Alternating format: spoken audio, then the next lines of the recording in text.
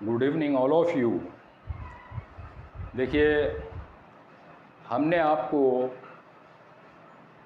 इससे पहली वीडियो में इलेक्ट्रिक चार्ज पढ़ाया। इलेक्ट्रिक चार्ज की यूनिट्स पढ़ाई, इलेक्ट्रिक चार्ज की बेसिक प्रॉपर्टीज़ पढ़ाई, इलेक्ट्रिक चार्ज की प्रेजेंस बताई कि किसी बॉडी पर अगर चार्ज है तो उसकी प्रेजेंस हम कैसे एग्जामिन कर सकते हैं। उसके लिए हमने गोल्ड लीफ इलेक्ट्रोस्कोप बताया था। उसके बाद चार्ज प्रोड्यूस बाय इंडक्शन बताया, और उसके अंदर हमने आपको बताया था कि जो इलेक्ट्रोस्टैटिक इंडक्शन होता है उसके एप्लीकेशन बता रहे थे। तो दो एप्लीकेशन हमने आपको बताए थे, पहला पॉलिनेशन था और दूसरा चॉकलेट था, तीसरा ज़ीरॉक्स। अब ये आपको बता रहे हैं।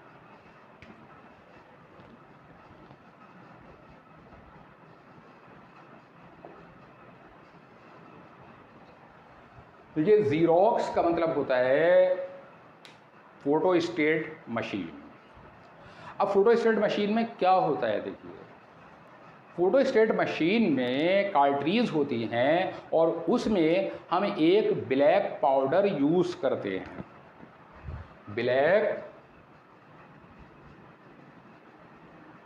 पाउडर,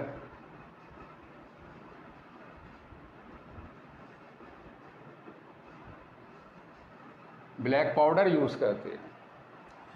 इन ब्लैक पाउडर्स के जो पार्टिकल होते हैं, यानी पार्टिकल ऑफ ब्लैक पाउडर,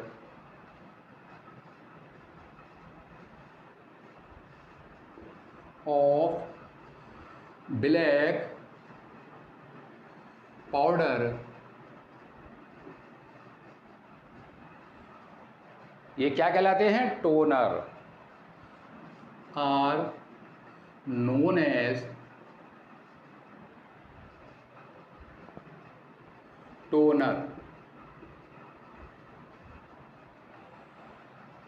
यानी ज़ीरॉक्स के अंदर कार्ट्रीज में हम सबसे पहले ब्लैक पाउडर यूज़ करते हैं। ब्लैक पाउडर्स के पार्टिकल्स को हम क्या कहते हैं? टोनर।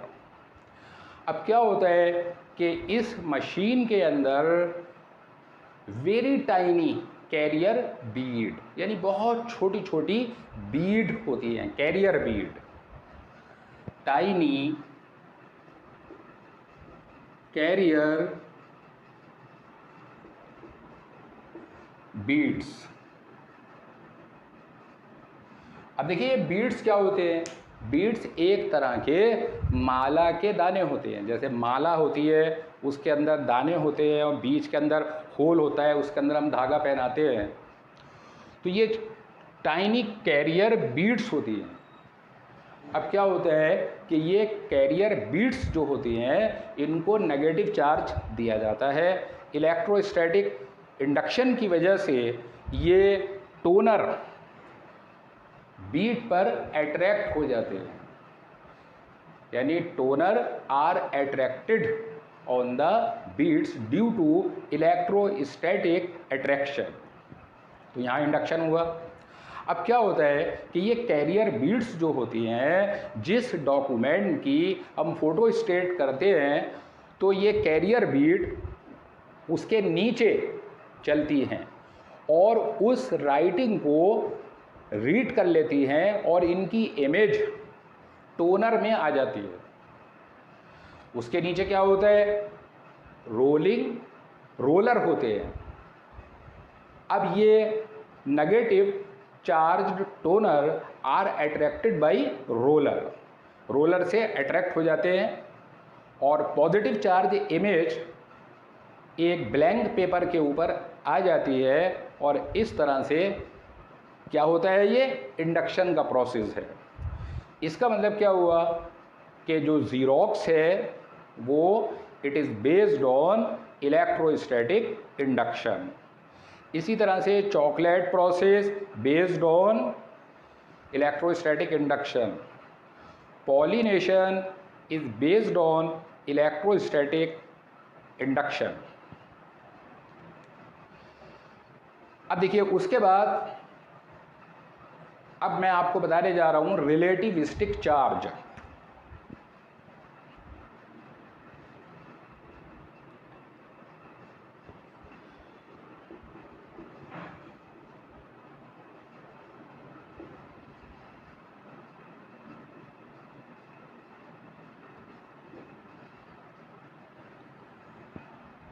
देखिए रिलेटिविस्टिक चार्ज का मतलब होता है कि जब चार्ज जो है वो ऐसी स्पीड से चलता है, ऐसी वेलोसिटी से चलता है जो स्पीड ऑफ लाइट के आसपास होती है, तो इस कंडीशन में जो उसका मास है वो चेंज होता है।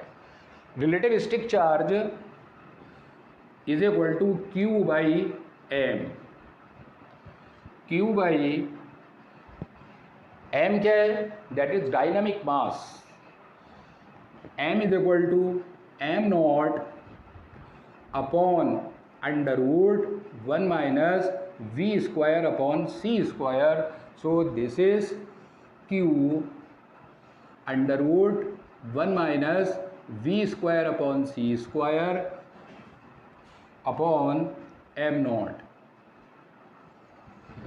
देखिए अगर कोई चार्ज रिलेटिविस्टिक चार्ज है, यानी जो स्पीड ऑफ लाइट के आसपास मूव कर रहा है, अगर उसकी स्पीड बढ़ती है तो उसकी स्पीड बढ़ने से क्या होगा? v की वैल्यू बढ़ेगी, तो v square upon C square की वैल्यू बढ़ेगी। जब v square upon C square की वैल्यू बढ़ेगी, इसे 1 में से सब्ट्रैक्ट करेंगे तो क्या होगा? 1 में से सब्ट्रैक्ट करने पर 1 से छोटा बचेगा, उसका अंडरवुड और कम हो जाएगा। इसका मतलब क्या है कि रिलेटिविस्टिक चार्ज की value decreases. So, by increasing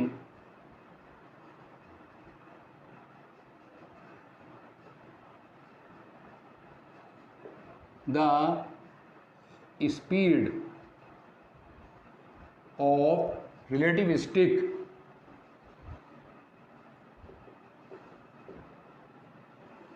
charge,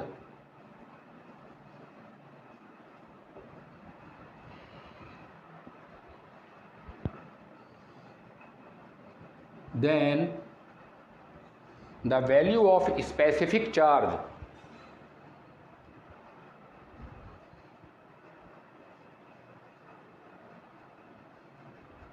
q by m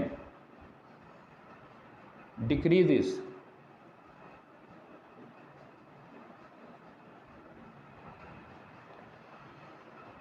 भैया फिर से आप समझिए, दैट इज स्पेसिफिक चार्ज।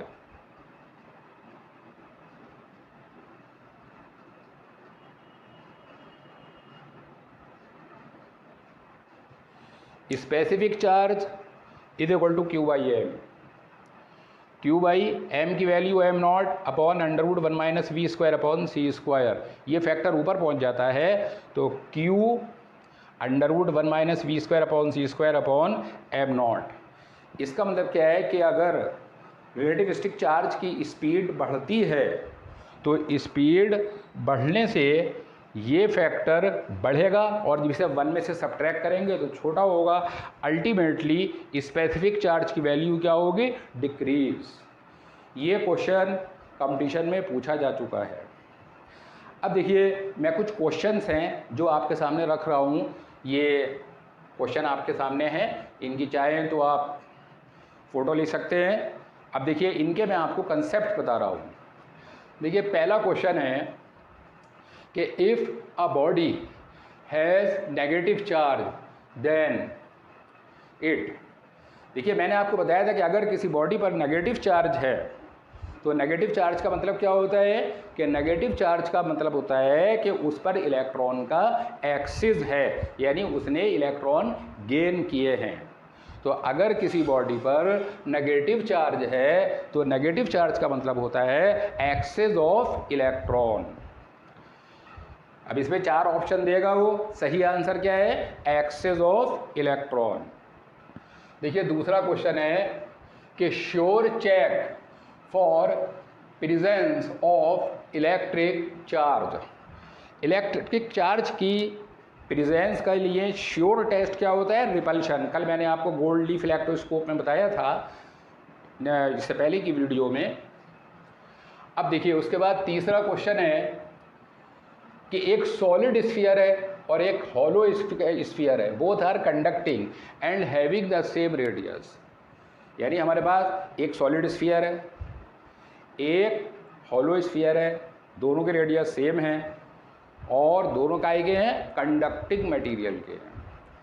ठीक है, तो इसके अंदर ये पूछ रहे हैं कि which one has greater charge, यानी किसके अंदर ज़्यादा चार्ज आएगा।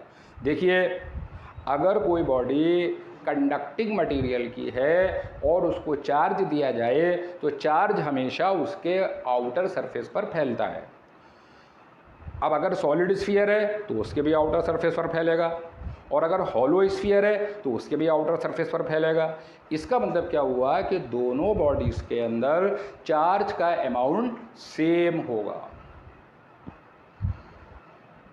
ये सॉलिड स्फीयर आ गया।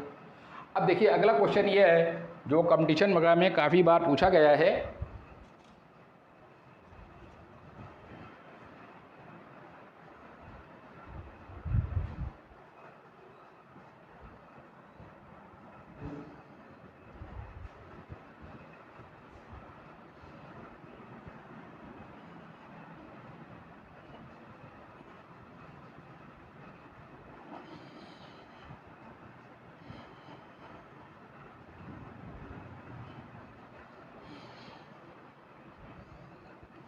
देखिए कह रहे हैं कि 5 balls marked A to E, 5 balls हैं उन पर मार्क किया गया है A, B, C, D and E, A to E are suspended using threads.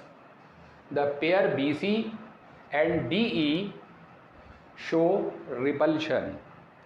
देखिए 5 बॉल्स हैं A, B, C, D, E, उनको हमने थ्रेड से बांधा और एक ही पॉइंट पर उनको ज्वाइंट कर दिया है। अब देखिए ये हमने इस तरह से इसे बनाया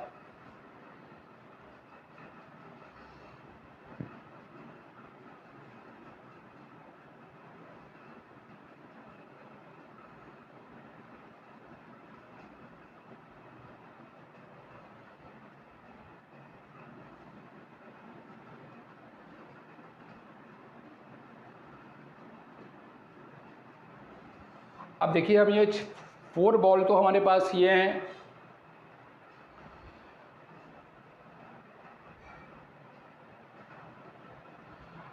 अब देखिए इसके अंदर 5 balls marked A to E are suspended using threads pair BC and DE.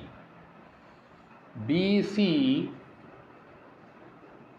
and DE ये शो करते हैं रिपल्शन। रिपल्शन शो करने का मतलब क्या है, सेम चार्ज होगा दोनों पर। इसका मतलब क्या है कि हमने इस पर नेगेटिव चार्ज माना, इस पर भी नेगेटिव चार्ज मान लिया, तो क्या हो गया था, अब दोनों के बीच में रिपल्शन हो गया। अब उसके बाद क्या है, B और C भी रिपल्शन शो कर रहे हैं। सपोज इन पर हमने पॉजिटिव चार्ज मान लिया,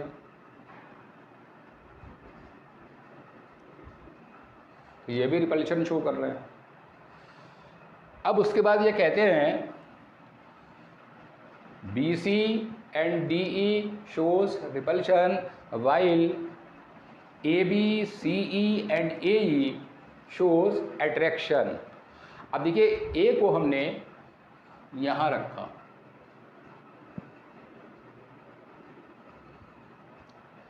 अब देखिए क्या है कि जब हमने A को यहाँ रखा तो इंडक्शन की वजह से, due to induction it becomes negative, it becomes positive. अब देखिए AB के बीच में, AB के बीच में क्या हो गया, अट्रैक्शन। CE के बीच भी अट्रैक्शन हो गया, नेगेटिव पॉजिटिव। उसके बाद AE, A और E के बीच में भी अट्रैक्शन हो गया। इसका मतलब क्या है इस क्वेश्चन में अपने पूछा है कि ए पर क्या चार्ज होना चाहिए। इसका मतलब क्या है कि ये इंडक्शन से चार्ज प्रोड्यूस हुआ है, तो इंडक्शन से जब चार्ज प्रोड्यूस होता है तो नेट चार्ज ज़ीरो होगा। यानी इसका मतलब क्या हुआ, the charge on A is zero. देखिए, इंडक्शन से जो चार्ज प्रोड्यूस होता है वो एक तरफ पॉजिटिव, दूसरी तरफ नेगेटिव, तो नेट चार्ज ज़ीरो होता है। यानी कि ए पर कोई चार्ज नहीं है। A charge on A is zero, यानी कि no charge. A has no charge, तभी ये पॉसिबल हो सकता है, अदरवाइज पॉसिबल नहीं है।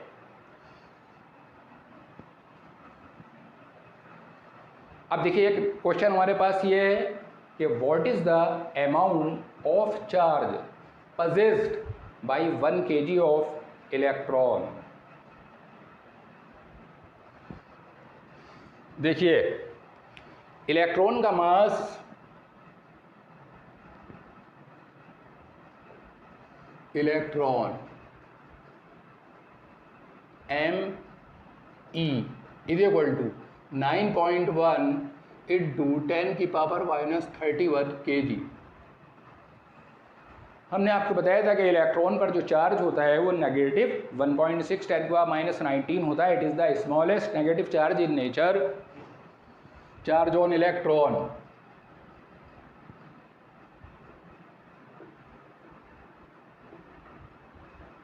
Is equal to negative 1.6 10⁻⁻19 coulomb. अब देखिए, नेगेटिव 1.6 कूलम और इसका मास कितना है 9.1 10⁻⁻31 kg। तो 9.1 इंटू 10⁻⁻31 kg पर चार्ज कितना है नेगेटिव 1.6 इंटू 10⁻⁻19 कूलम। तो 1 kg पर कितना होगा, 1 kg पर चार्ज होगा negative 1.6 10⁻⁻19 divide by 9.1 into 10⁻⁻31 coulomb. This is equal to negative 16/31 into 10⁻12 coulomb. 31 ऊपर जाएंगे, पॉजिटिव हो जाएंगे, उसमें से 19 में माइनस करेंगे तो 12 बचेगा। इसको हम डिवाइड कर लेंगे। That is the charge on 1 kg electron.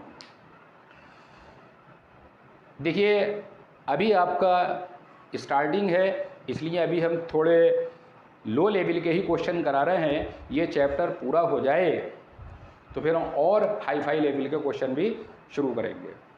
आइए, अब हम आपको बताते हैं कूलम्स लॉ।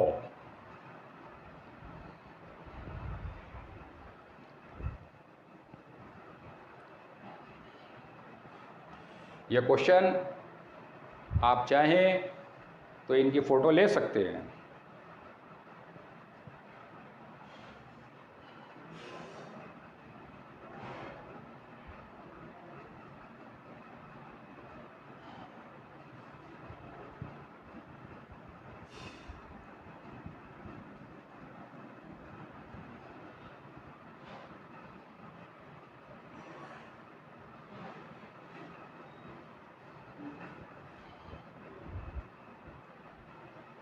देखिए, Coulomb's law.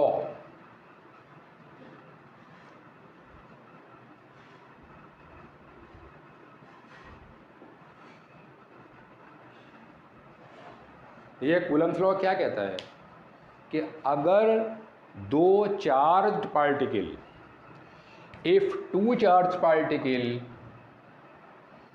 Plus Q1 plus Q2 are separated by a certain distance small are.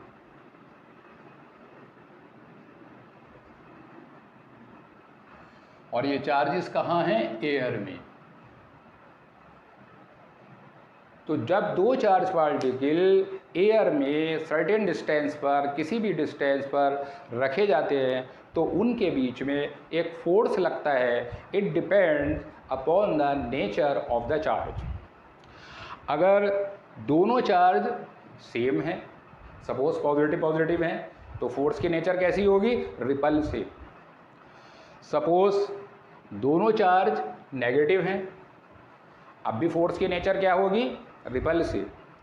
Suppose एक पॉजिटिव एक नेगेटिव, फोर्स की नेचर क्या होगी? अट्रैक्टिव। तो कूलम्स नाम के साइंटिस्ट ने ये बताया द फोर्स ऑफ अट्रैक्शन और repulsion acting between two charge particle is directly proportional to the product of their magnitude.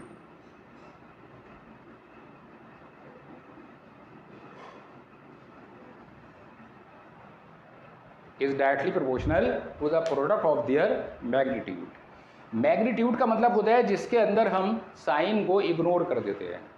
Suppose यहाँ दोनों चार्ज पॉजिटिव हैं, अगर मान लीजिए दोनों नेगेटिव होते तो -Q1 का मैग्नीट्यूड भी Q1 ही होता, -Q2 का मैग्नीट्यूड भी Q2 ही होता। तो the force acting between two charged particle is directly proportional to the product of their magnitude and inversely proportional to the square of the distance between them. So F is directly proportional Q1 Q2 upon R square. देखिए यहाँ हम इसको magnitude में लिख रहे हैं, तो magnitude का मतलब क्या होता है? जिसके अंदर हम साइन को इंक्लूड नहीं करते। इस मैग्नीट्यूड को हम -Q1 का मैग्नीट्यूड Q1, -Q2 का मैग्नीट्यूड Q2, तो इसको हम ऐसे भी लिख सकते हैं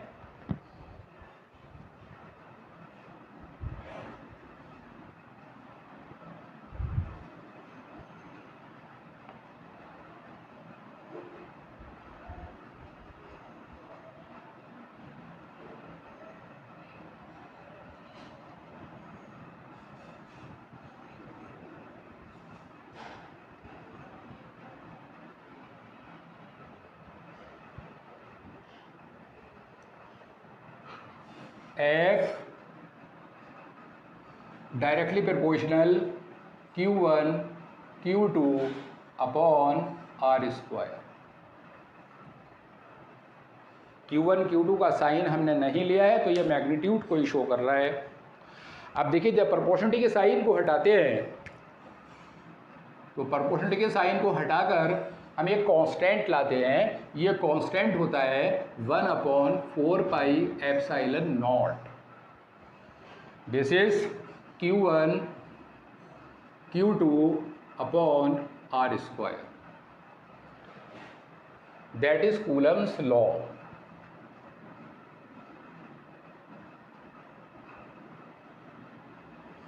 यहाँ 1/4 pi epsilon naught is constant, और इस कांस्टेंट की वैल्यू होती है 9 × 10⁹। लेकिन इस फॉर्मूले को जब हम अप्लाई करते हैं तो इसके अंदर चार्ज काय में होना चाहिए? कूलम में। डिस्टेंस काय में होना चाहिए? मीटर में। तो फोर्स हमारा काय में आएगा? न्यूटन में। यानी Q1 coulomb, Q2 coulomb, R in metre, तो फोर्स काय में आएगा? न्यूटन। ठीक है, दैट इज द SI। ये SI सिस्टम हुआ। अगर सपोज यहाँ हम चार्जेस की यूनिट SI न लेकर स्टेट कूलम लें इन CGS Q1 ESU electrostatic unit और स्टेट कूलम और Franklin, Q2 is in ESU, distance R is in centimeter, then force F is equal to, अब इस कंडीशन में यहाँ पे 1/4 पाई एप्सिलॉन नॉट खत्म हो जाएगा, Q1 Q2 upon R square. यहाँ पर जो फोर्स आएगा वो काय में आएगा, डाइन। तो अगर चार्जेस स्टेट कूलम या ESU या फ्रैंकलिन में दे रखे हैं और डिस्टेंस सेंटीमीटर में है, तो इस कंडीशन में इस फॉर्मूले में 1/4 पाई एप्सिलॉन नॉट का यूज़ नहीं होगा, यानी कि 1/4 पाई एप्सिलॉन नॉट की वैल्यू इसके अंदर 1 हो जाएगी। ठीक है, तो यहाँ से फोर्स हमारे पास डाइन में आएगा, और अगर हम 1/4 पाई एप्सिलॉन नॉट को यूज़ करते हैं तो इसके अंदर चार्जेस Q1 Q2 को हम काय में लेंगे, कूलम में, डिस्टेंस R को काय में लेंगे, मीटर में, तो फोर्स हमारा काय में आएगा, न्यूटन के अंदर। अब देखिए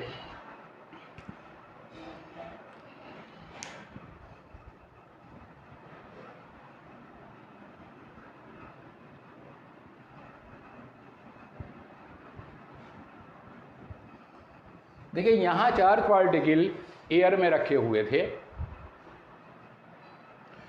अब देखिए ये 2 चार्ज पार्टिकल हैं,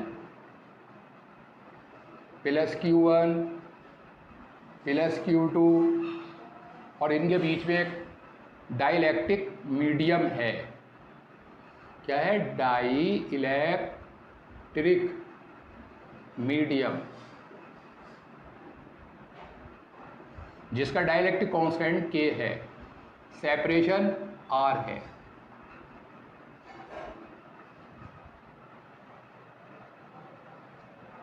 मैंने आपको बताया था इससे पहली वीडियो में कि डाइलेक्ट्रिक सब्सटेंसेस क्या होते हैं, एक प्रकार के इंसुलेटिंग मटेरियल होते हैं जो इलेक्ट्रिक इफेक्ट ट्रांसमिट करते हैं विदाउट कंडक्टिंग।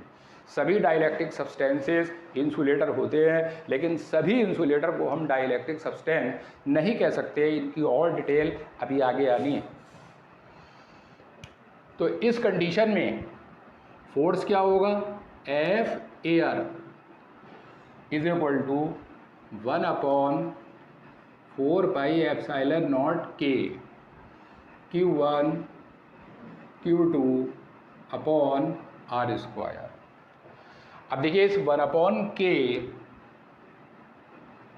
बाहर रखा हमने, 1/4 pi epsilon naught Q1 Q2 upon R square, that is 1/K into F air.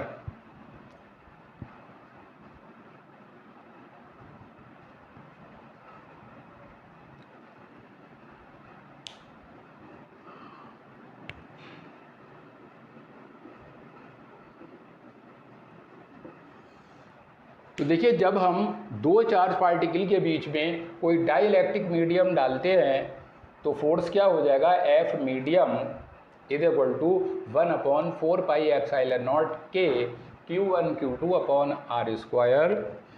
K क्या है, डाइलेक्ट्रिक कांस्टेंट।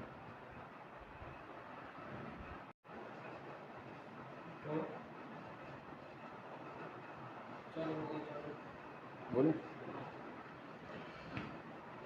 देखिए F medium is equal to 1/K F air, where K is the dielectric constant. K is equal to 1 for air or vacuum.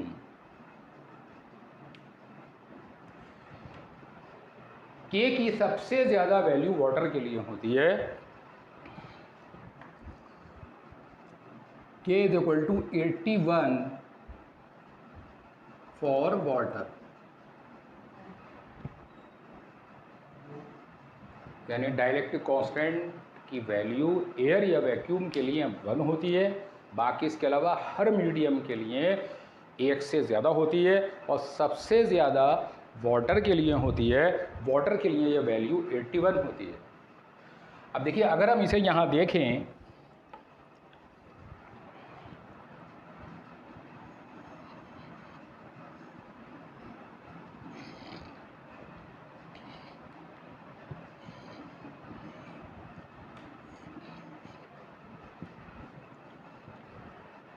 FM या F water is equal to F air upon K water, F air upon 81।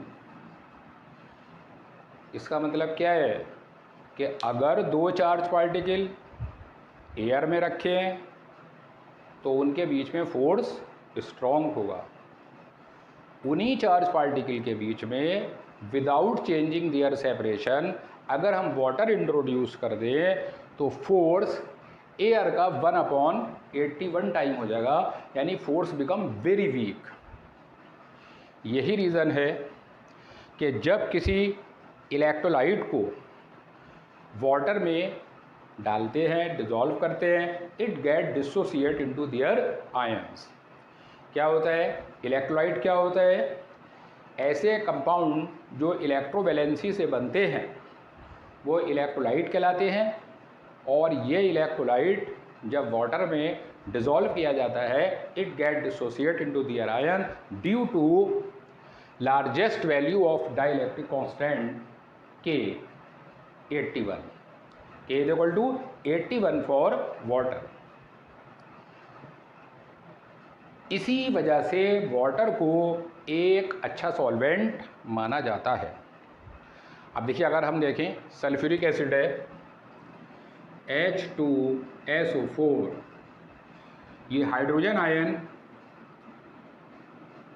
और sulphate ion में टूटता है।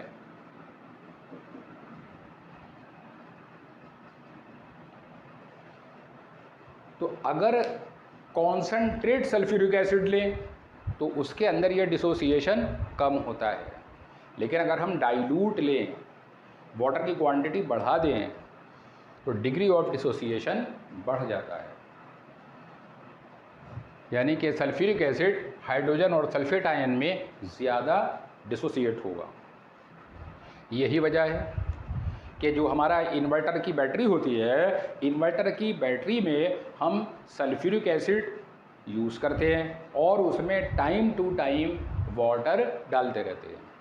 Water डालने से क्या होता है कि सल्फ्यूरिक एसिड का जो डाइल्यूशन है वो बढ़ता चला जाता है, यानी ज़्यादा डाइल्यूट होता चला जाता है और डिग्री ऑफ डिसोसिएशन बढ़ती चली जाती है और बैटरी बैकअप हमें ज़्यादा मिलता है। इसीलिए इन्वर्टर के अंदर हमें टाइम टू टाइम पानी का, वाटर का यूज़ करना चाहिए इन्वर्टर बैटरी में। अब देखिए, यहाँ से हम K की वैल्यू निकालने हैं। K बराबर क्या होगा? F air upon F medium. इसका मतलब क्या हुआ कि dielectric constant of a medium is defined as the ratio of the forces between the ions in air and in a medium. Dielectric constant is a pure ratio of two forces, force in air, force in medium, so it has no unit and no dimension. So it is defined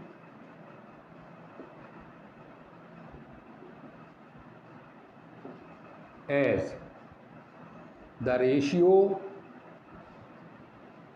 of the forces between the charged particles between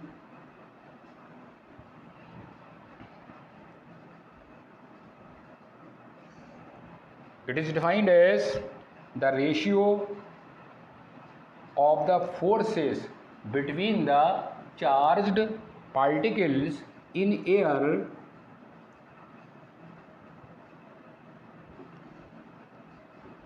and in a medium.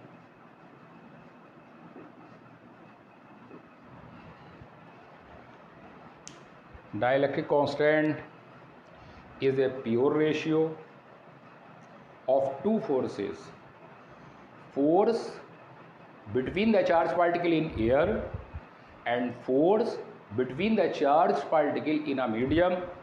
So dielectric constant is a ratio, so it has no unit and no dimensional formula. अब देखिए,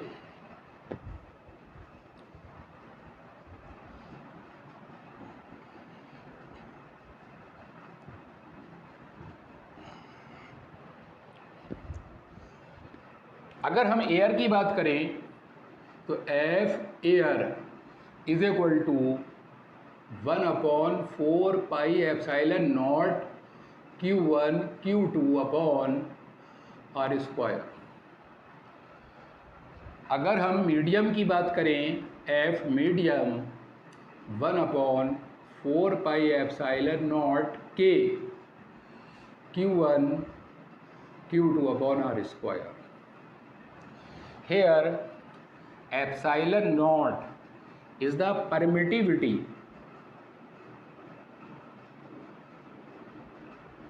of free space.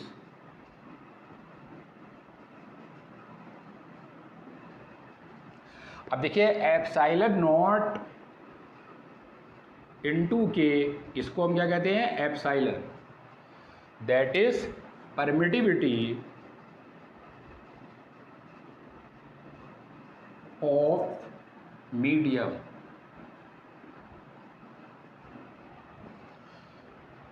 तो F medium को हम ऐसे भी लिख सकते हैं 1/4πε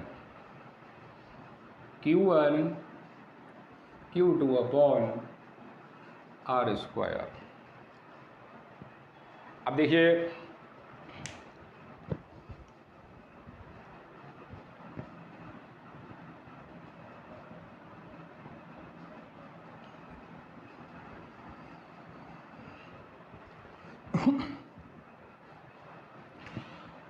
F air is equal to 1/4πε0 Q1 Q2/r²। यहाँ से हम एप्साइलन नॉट की वैल्यू निकाल रहे हैं। Epsilon naught is equal to 1/4π F air या एफ एक ही चीज़ है, Q1 Q2/r²। देखिए, पहले हम इसकी एसआई यूनिट निकालेंगे। SI unit is equal to, charge की यूनिट कूलम होती है, कूलम स्क्वायर पर 4 that is a constant, force की यूनिट न्यूटन, डिस्टेंस की metre, metre square, coulomb square पर newton metre square, that is the SI unit of epsilon naught. अब देखिए, इसका हम डायमेंशनल फॉर्मूला भी निकालेंगे।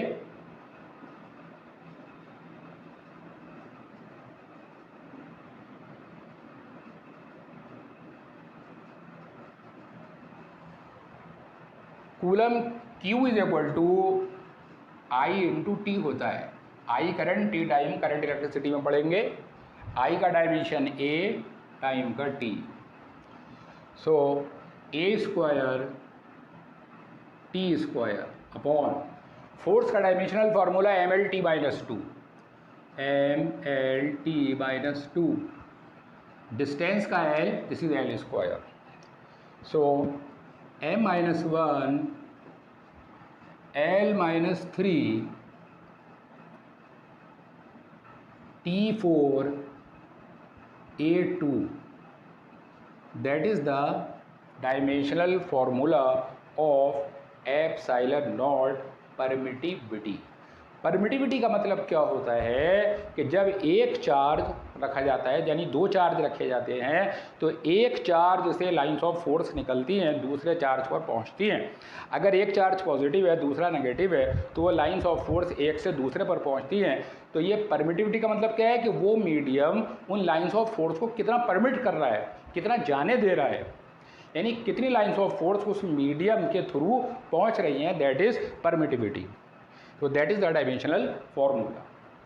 एक चीज़ यहाँ और बता दूँ, ये डायमेंशनल फॉर्मूला है और m की पावर -1, l की पावर -3, t की पावर 4, a की power 2, these are the dimensions of a physical quantity are the powers which are raised on fundamental quantities। यानी कि किसी भी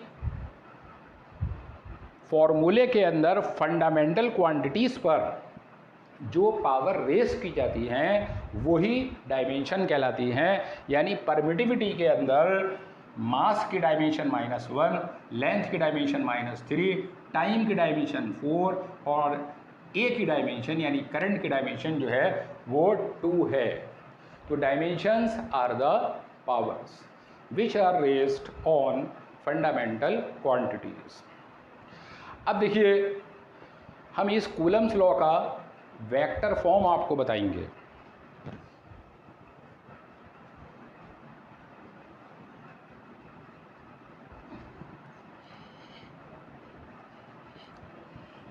लेकिन वेक्टर फॉर्म बताने से पहले एप्सिलॉन नॉट की वैल्यू आपको और बता दें। देखिए, इस एप्सिलॉन नॉट की वैल्यू होती है 8.86 इंटू 10 की पावर -12 कूलम स्क्वायर पर न्यूटन मीटर स्क्वायर। हालांकि ये कांस्टेंट है, इसकी वैल्यू आपको दी जाएगी, लेकिन फिर भी याद रख लेनी चाहिए। अब देखिए, वेक्टर फॉर्म हम आपको बता रहे हैं।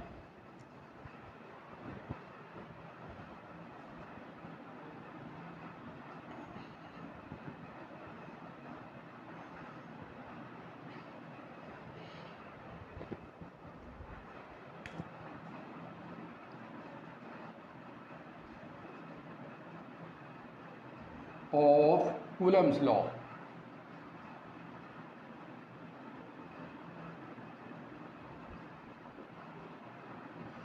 Vector form of Coulomb's law.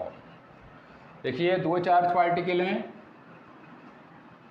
ये पॉइंट ए है, यहाँ +Q1 चार्ज रखा हुआ है और ये डिस्टेंस r है, और ये पॉइंट बी है, यहाँ Q2 चार्ज रखा हुआ है।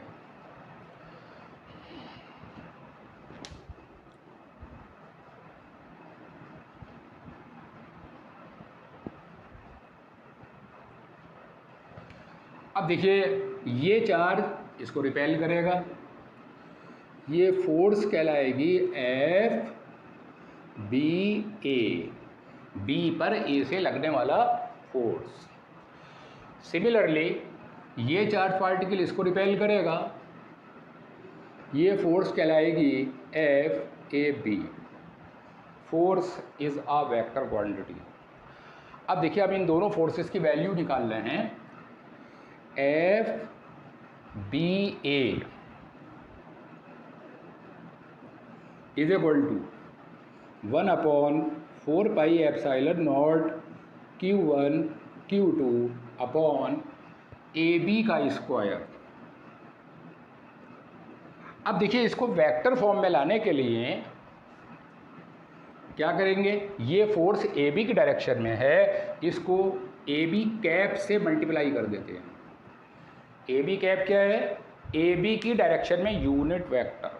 तो यूनिट वेक्टर वो होता है जिसका मैग्नीट्यूड 1 होता है, और 1 से मल्टीप्लाई करने पर कोई इफेक्ट नहीं होता। तो इसलिए FABA is equal to 1/4 pi epsilon naught Q1 Q2 upon AB square AB cap.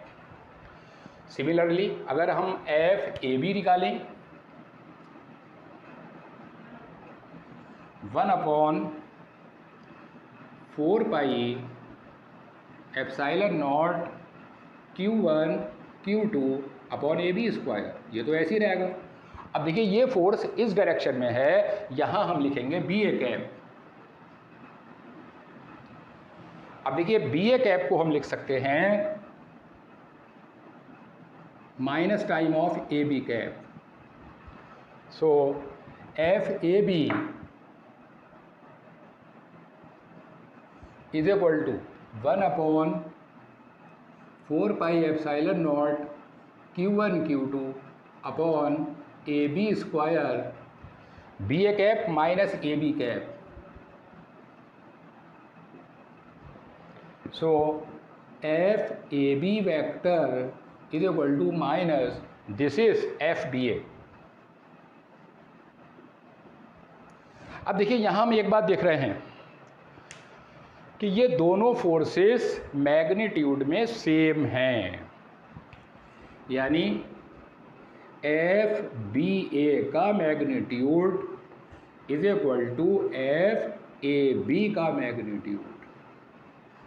Both the forces are equal in magnitude but opposite in direction. इसका मतलब क्या है कि Coulomb's law Newton third law को होल्ड करता है। Each charge exerts equal and opposite force on the other charge, यानी F A B F B A दोनों मैग्नीट्यूड में बराबर हैं, डायरेक्शन में अपोजिट हैं। इसलिए F A B vector is equal to minus F B A vector.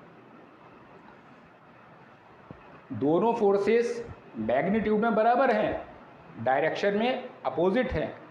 और किसी वेक्टर के अंदर दो चीज़ें होती हैं, एक मैग्नीट्यूड और एक डायरेक्शन। अगर दो वेक्टर का मैग्नीट्यूड सेम है और डायरेक्शन उनकी अलग अलग है तो वो दोनों वेक्टर इक्वल वेक्टर नहीं कहला सकते। यहाँ एफ बी ए वैक्टर और F A B vector equal vector नहीं कहलाएंगे। क्यों? इनका मैग्नीट्यूड तो सेम है पर डायरेक्शन अपोजिट है। अब देखिए ये कूलम्स लॉ की वेक्टर फॉर्म है, तो कूलम्स लॉ की वेक्टर फॉर्म क्या बताती है कि each force exerts equal and opposite force on the other charge. Each charge vector form of Coulomb's law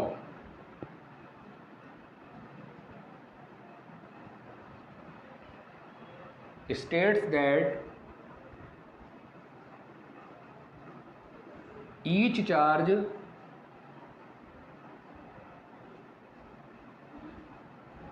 exerts equal and opposite force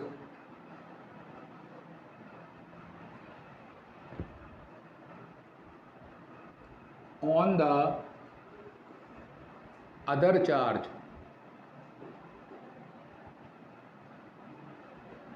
So it holds Newton third law,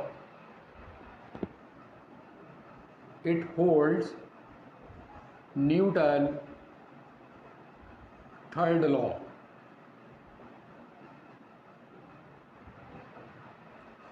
अब देखिए मैं आपको ये बताना चाहूँगा कि जो हमारा कूलम्स लॉ है इसके लिमिटेशन क्या हैं, यानी ये कूलम्स लॉ कहाँ तक वैलिड रहता है और फिर उसके बाद वैलिड नहीं रहता।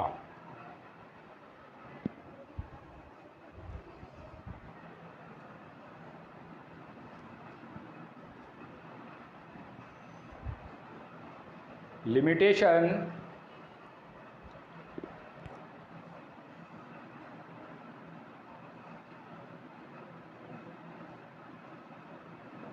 Of Coulomb's law.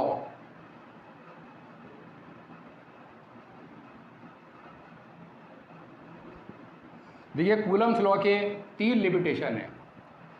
पहला limitation, both the charges should be point. Both the charges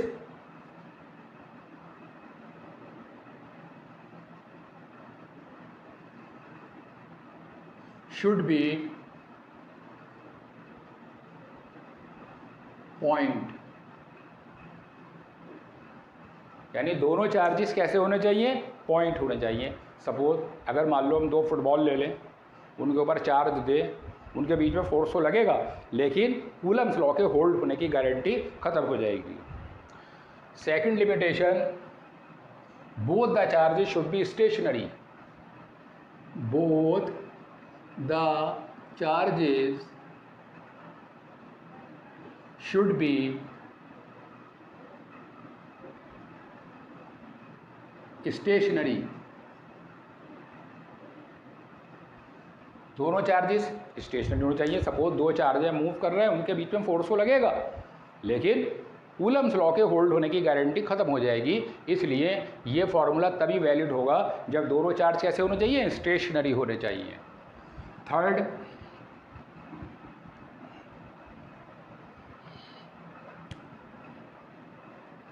the distance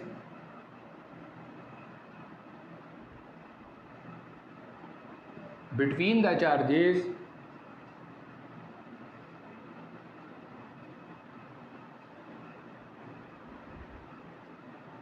should be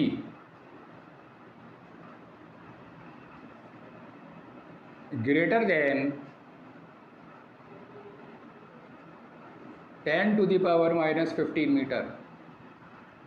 देखिए अगर 10 की पावर माइनस 15 मीटर से डिस्टेंस कम है तो coulomb force does not work.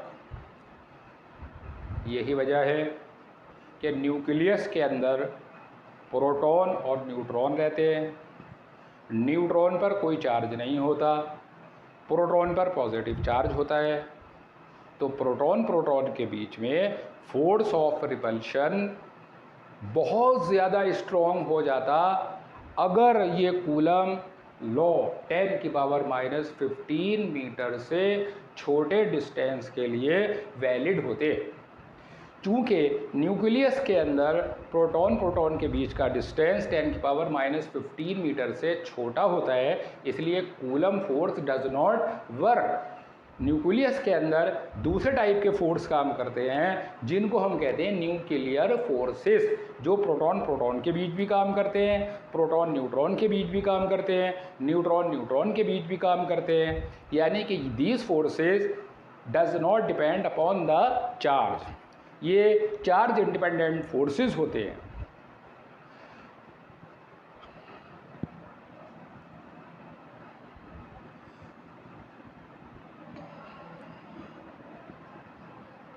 तो इसका मतलब क्या है कि भाई कूलम्स लॉ की वैलिडिटी के लिए हमारे पास 3 पॉइंट हुए। पहला, both the charges should be point, दोनों चार्जेस पॉइंट होने चाहिए। दूसरा, both the charges should be stationary. Third, the distance between them between the charge particle must be greater than 10 to the power minus 15 metre. अगर distance इससे बड़ा है तो ये वैलिड होगा, और 10 की पावर माइनस 15 मीटर से छोटे डिस्टेंस पर coulomb force does not work. अब देखिए मैं आपको बताता हूँ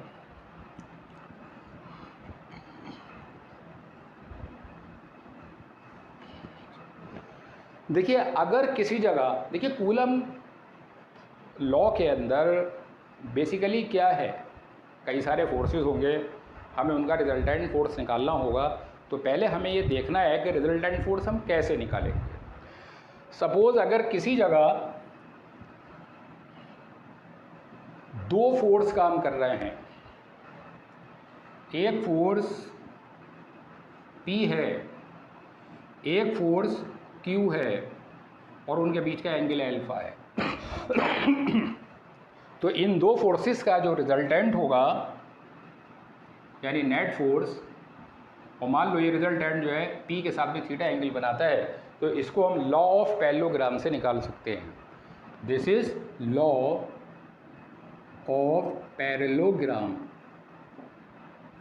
लॉ ऑफ पैरेललोग्राम क्या है, R square is equal to P square plus Q square plus 2PQ cos alpha.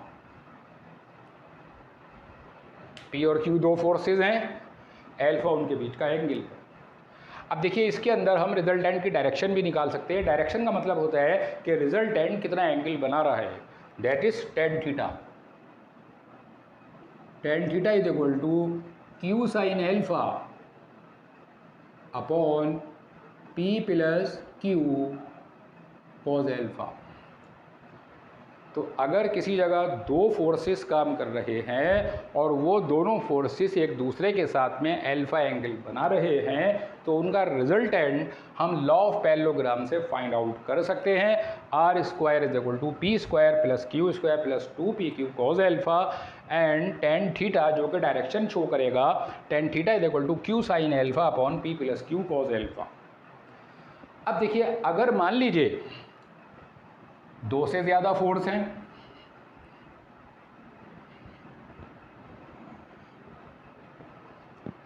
देखिए रिजल्टेंट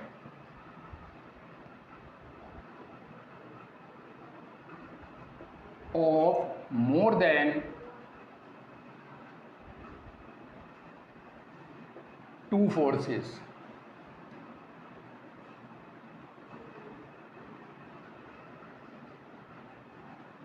अगर दो से ज़्यादा फोर्सेस हैं उनका हम रिजल्टेंट निकालना चाहते हैं तो कैसे निकालेंगे। देखिए, फोर्स वेक्टर क्वांटिटी है, इस वजह से ऐसा नहीं है कि अगर किसी जगह कई सारे फोर्स लग रहे हैं तो हम उन सबका मैग्नीट्यूड जोड़ दें। ये कब होता? अगर फोर्स स्केलर क्वांटिटी होता, लेकिन फोर्स वेक्टर है इसलिए इसको हम वेक्टर लॉ से ही ऐड करेंगे, इसी से ही इसका रिजल्टेंट निकालेंगे। सपोज ये कोई पॉइंट है, यहाँ एक फोर्स ये काम कर रहा है F1, एक ये दूसरा फोर्स है दिस इज F2, एक ये तीसरा फोर्स है दिस इज F3, एक ये चौथा फोर्स है F4, एक फोर्स ये है F5। और ये बहुत सारे फोर्सेस काम कर रहे हैं। मान लीजिए ये एंगल θ1 है, मान लीजिए ये एंगल θ2 है, ये एंगल θ3 है। तो जब किसी जगह दो से ज़्यादा फोर्स काम करते हैं तो इस कंडीशन में हम उनका एक रिजल्टेंट मान लेते हैं। Let the resultant force be F makes an angle theta with the horizontal. पहला force F1 and F4 both are in horizontal. अब देखिए कैसे निकालते हैं कि रिजल्टेंट का हॉरिजॉन्टल कंपोनेंट। रिजल्टेंट का हॉरिजॉन्टल कंपोनेंट क्या होगा? F cos theta is equal to सारे फोर्सेस के हॉरिजॉन्टल कंपोनेंट्स का एल्जेब्रिक सम। अब देखिए F1 ये तो इसी डायरेक्शन में है, प्लस ये क्या आ जाएगा F2 cos θ1,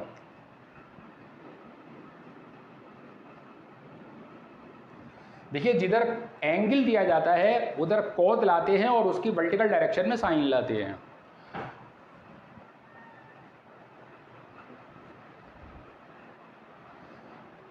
देखिए मुझे उम्मीद है कि आपको हमारी वीडियो पसंद आई होगी, इसलिए आप वीडियो को लाइक करें और हमारे चैनल को सब्सक्राइब ज़रूर करें।